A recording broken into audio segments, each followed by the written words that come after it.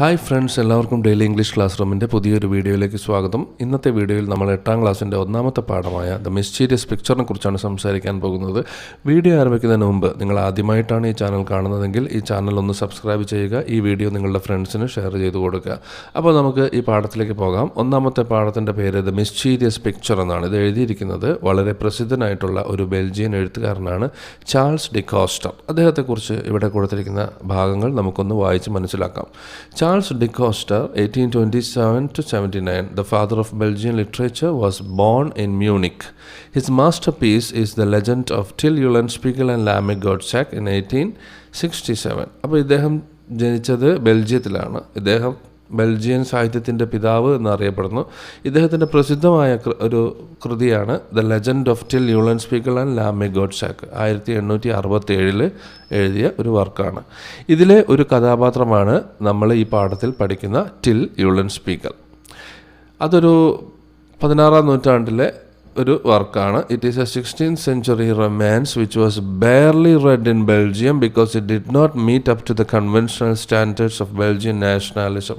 അപ്പോൾ ഈ പുസ്തകം എഴുതിയ സമയത്ത് ഇത് അത്ര അധികം ആളുകൾ വായിക്കുന്ന ഒരു പുസ്തകമായി മാറിയില്ല. എന്നാൽ പിന്നീട് ഈ പുസ്തകം വളരെ പ്രസിദ്ധമായി എന്നാണ് പറയുന്നത്. It gain popularity all over the world. It is considered as one of the classics in Belgian literature. Belgian സാഹിത്യത്തിലെ ഒരു പ്രസിദ്ധമായ ഒരു വർക്കായിട്ട് ഇത് പിന്നീട് മാറുകയുണ്ടായി. അപ്പോൾ നമുക്ക് ഈ ഒരു പാഠത്തിൻ്റെ സമ്മറി വളരെ ചുരുക്കി മനസ്സിലാക്കാം.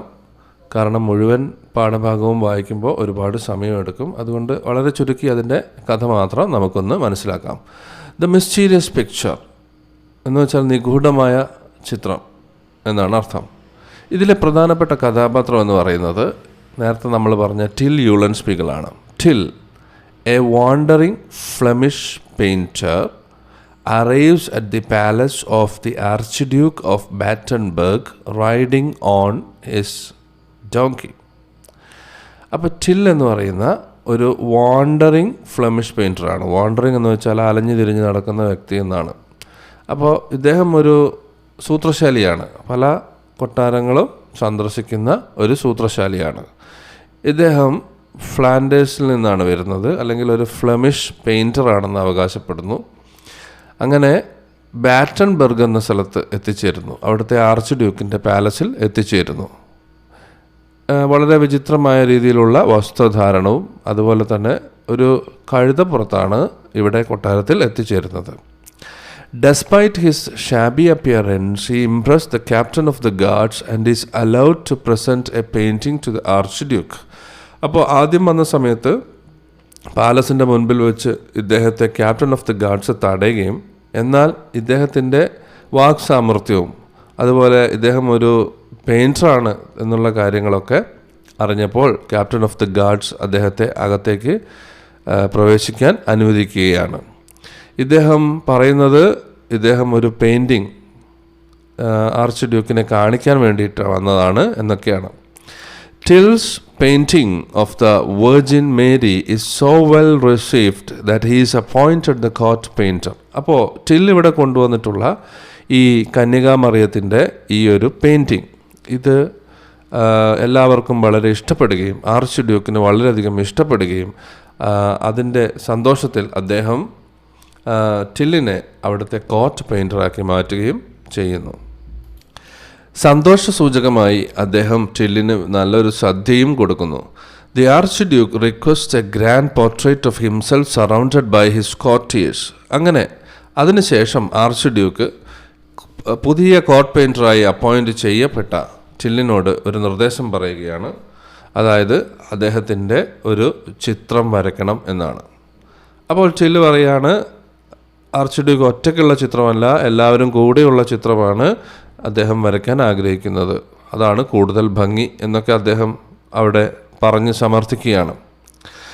The archduke request a grand portrait of himself surrounded by his courtiers. കൊട്ടാരത്തിലുള്ള മറ്റാളുകളുടെ കൂടെ അദ്ദേഹത്തിൻ്റെ നിൽക്കുന്നതായിട്ടുള്ള ഒരു ചിത്രം വരയ്ക്കാൻ ആവശ്യപ്പെടുകയാണ്. Each courtier however demands to be depicted in a flattering manner, threatening Till with severe punishment if their wishes are not met. അങ്ങനെ ഓരോരുത്തരായി ടില്ലിനെ കാണാൻ വരികയാണ്. ഓരോ ആളുകളും ആവശ്യപ്പെടുന്നത് അവർ യഥാർത്ഥത്തിൽ എന്താണോ അതിനേക്കാൾ മനോഹരമായ രീതിയിൽ ചിത്രം വരയ്ക്കാൻ ആവശ്യപ്പെടുകയാണ്. അപ്പോൾ പലതരത്തിലുള്ള പ്രശ്നങ്ങളുള്ള ആളുകളുണ്ട്. ചില ആളുകൾക്ക് പല്ല് മുഴുവനില്ല, ചില ആളുകൾ വളരെ തടിച്ചിട്ടാണ്. അപ്പോൾ അവർക്ക് നല്ല സ്ലിം ആയിട്ടുള്ള ആളുകളായിട്ടുള്ള രീതിയിലുള്ള ചിത്രമാക്കിയിട്ട് വേണം അവരെ വരയ്ക്കാൻ. ഇങ്ങനെയുള്ള ഡിമാൻഡുകളുമായി ധാരാളം ആളുകൾ എത്തുന്നു. അങ്ങനെ ചെയ്തില്ലെങ്കിൽ ടില്ലിനെ കൊന്നുകളയുമെന്നൊക്കെ അവർ ഭീഷണിപ്പെടുത്തുന്നു. അതേസമയം തന്നെ ആർച്ച് ഡ്യൂക്ക് പറയുന്നത് ഒരാൾക്കും ഒരു വ്യത്യാസവും ഉണ്ടാകാൻ പാടില്ല എന്നുമാണ്. അങ്ങനെ എന്തെങ്കിലും മാറ്റമുണ്ടായാൽ ടില്ലിനെ വെട്ടിക്കൊല്ലും എന്നാണ് ആർച്ച് ഡ്യൂക്ക് പറഞ്ഞിരിക്കുന്നത്. അപ്പോൾ രണ്ട് ഗ്രൂപ്പുകളുടെയും ഇടയിൽ നിൽക്കുന്ന ഈ ടില്ലിൻ്റെ അവസ്ഥ വളരെ കഷ്ടമാണ്.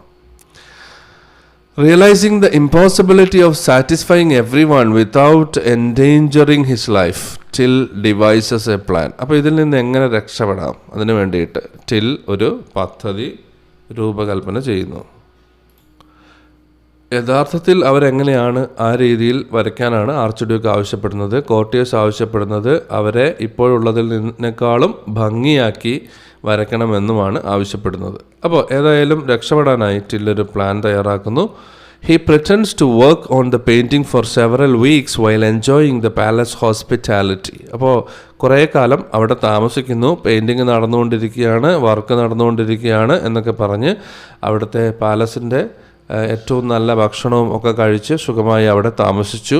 When the Archduke insists on seeing the completed work, Till gathers the courtiers and unveils a blank wall. അങ്ങനെ അവസാനം ആർച്ച് ഡ്യൂക്ക് ആവശ്യപ്പെടുന്നു തനിക്ക് ഈ വർക്ക് കാണണമെന്ന്. അങ്ങനെ ആ സമയത്ത് ടിൽ ഒരു നിർദ്ദേശം അദ്ദേഹത്തോട് പറയുന്നു, ഈ ചിത്രം കാണുന്നതിന് മുമ്പ് എനിക്ക് എല്ലാവരോടും ഒന്ന് സംസാരിക്കണം. ഇതൊരു സാധാരണ ചിത്രമല്ല, ഇതൊരു മിസ്റ്റീരിയസ് പിക്ചറാണ്, ഒരുപാട് പ്രത്യേകതകളുള്ള ഒരു ചിത്രമാണ്. അതുകൊണ്ട് ഈ ചിത്രം കാണിക്കുന്നതിന് മുമ്പ് എല്ലാവരോടും ഒന്ന് സംസാരിക്കണമെന്ന് ആവശ്യപ്പെടുകയാണ്. അപ്പോൾ ഇദ്ദേഹം എല്ലാവരെയും വിളിച്ചു കൂട്ടി അതിനുശേഷം ഈ കർട്ടൻ മാറ്റി ഒന്നുമില്ലാത്ത ഒരു ബ്ലാങ്ക് വോൾ എല്ലാവരെയും കാണിച്ചു കൊടുക്കുന്നു. എന്നിട്ട് പറയുന്നു, only those of noble blood can see the painting. അതായത് നല്ല കുടുംബത്തിൽ പിറന്ന ആളുകൾക്ക് മാത്രമേ ഈ ചിത്രം കാണാൻ കഴിയുകയുള്ളൂ എന്ന് പറയുന്നു. അപ്പോൾ ആരും ഇത് കാണാൻ കഴിയുന്നില്ല എന്ന് പറയാൻ തയ്യാറല്ല. കാരണം അങ്ങനെ പറഞ്ഞാൽ അതിൻ്റെ അർത്ഥം അവർ നല്ല കുടുംബത്തിൽ പെട്ടവരല്ല, അല്ലെങ്കിൽ അവർക്ക് റോയൽ ബ്ലഡ് ഇല്ല എന്നാണ് അതിൻ്റെ അർത്ഥം, അല്ലെങ്കിൽ അങ്ങനെ സമ്മതിക്കേണ്ടി വരും. അതുകൊണ്ട് the courtiers not wanting to admit they cannot see it praise the non existent painting. അങ്ങനെ അവിടെ ഇല്ലാത്ത ആ പെയിൻറ്റിങ്ങിനെ എല്ലാവരും പുകഴ്ത്തുന്നു. The Duke's jester, who admits he sees nothing unintentionally, reveals the truth. എന്നാൽ ഈ കൊട്ടാരത്തിലെ ജസ്റ്റർ അല്ലെങ്കിൽ അവിടുത്തെ കോമാളി, അയാൾ മാത്രം സത്യം പറയുന്നു. അയാൾ പറയുന്നു, ഞാൻ നോക്കിയിട്ട് ഇവിടെ ഒന്നും കാണാൻ കഴിയുന്നില്ല എന്ന് പറയുന്നു. അദ്ദേഹത്തിന് അത് കുഴപ്പമില്ല. അദ്ദേഹം പറയാണ്, ചിലപ്പം എനിക്ക് റോയൽ ബ്ലഡ് ഇല്ലാത്തത് കൊണ്ടായിരിക്കും എന്നും അദ്ദേഹം പറയുകയാണ്. ഏതായാലും ഈ സമയം കൊണ്ട് ടിൽ അവിടെ നിന്നും രക്ഷപ്പെടുന്നു. But Till uses the moment to escape, leaving the palace on his donkey with his dignity intact. അങ്ങനെ നല്ല കുട്ടിയായി ടിൽ അവിടെ നിന്ന് ആ സമയത്ത് രക്ഷപ്പെടുന്നു, അടുത്ത സ്ഥലത്തേക്ക് നീങ്ങുന്നു.